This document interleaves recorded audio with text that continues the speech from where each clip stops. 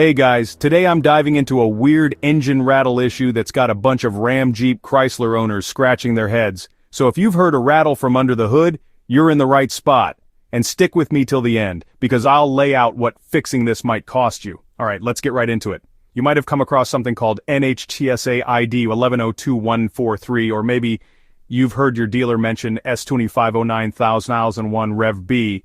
Sounds like total alphabet soup, but here's what you need to know.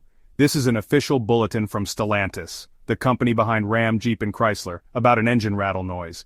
It's not a recall, so don't expect a free fix from the factory. Instead, it's a Technical Service Bulletin, or TSB, which is basically the manufacturer telling dealers, hey, if you see this problem, here's what to do. Now, what vehicles are we talking about? I'm talking Ram 1500s, Ram ProMasters, plenty of Jeeps, a bunch of Chryslers. Basically a whole list of models with certain V6 and V8 engines. If you want to know for sure if your ride's affected, you'll need your VIN, but chances are if you're hearing a weird rattle at idle, you're in the club. Here's what's actually happening. Owners have noticed a rattling noise from the engine, especially when it's warmed up and just sitting there idling. Give it a bit of gas, and the rattle disappears. Let it idle again, and the rattle's back. A lot of people jump to conclusions. Timing chain tensioners, exhaust leaks, heat shields, who knows? But this bulletin points the finger at the cam phaser, a part that controls the engine timing. So, what do the dealer techs do? First, they'll warm up your car to operating temperature, wait for that weird rattle to show up about 30 seconds after idle, and then use a mechanic's stethoscope to listen closely and figure out which side of the engine it's coming from. Most of the time it's the right side.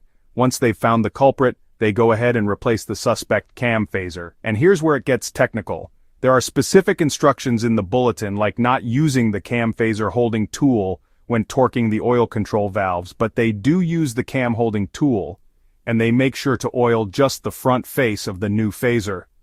Now, a lot of folks online have their own theories. Some say swapping to an oil filter with a silicone anti-drainback valve like a Fram Ultra or Royal Purple can help with these startup rattles. Others blame the timing chain tensioner or even broken exhaust bolts. Honestly, diagnosis can be tricky, and not every rattle is the same.